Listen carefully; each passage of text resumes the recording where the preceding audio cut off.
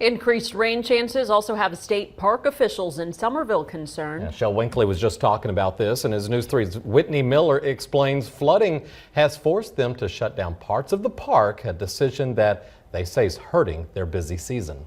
I grew up on this lake, so it's just like a little piece of home for me. Monday, this fishing duo was greeted with a sign saying the Birch Creek Unit State Park was closed. I knew it rained, but I didn't know it had rained that bad over here. The pair drove in from Magnolia in hopes of testing out a new kayak on Lake Somerville. But because of flooding, the boat ramp and the day use lots were shut down. There's nowhere to park because, as we see, the parking lot here is underwater, right? Since heavy rain on Friday, water in the lake has risen 12 feet.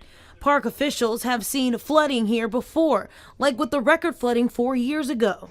This year, they've prepared by shutting off electricity to some campsites and suspending water service. Everything that would be destroyed by the flood, we're mitigating all of that so that when the water goes down, instead of having to repair or replace all that, we just reinstall it. Rory says spring is peak season at the park, and the latest closures are taking a toll on the economic impact to the community and conservation efforts.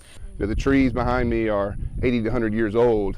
They might not be able to survive another flood. He says that's why they're pushing to get the rest of the park reopened sooner rather than later. We don't need 3 to 4 inches of rain. We need no rain for a little while. Until then, if you want to get out on the water, you'll have to do like these guys and take the long way. In Somerville, Whitney Miller, News 3.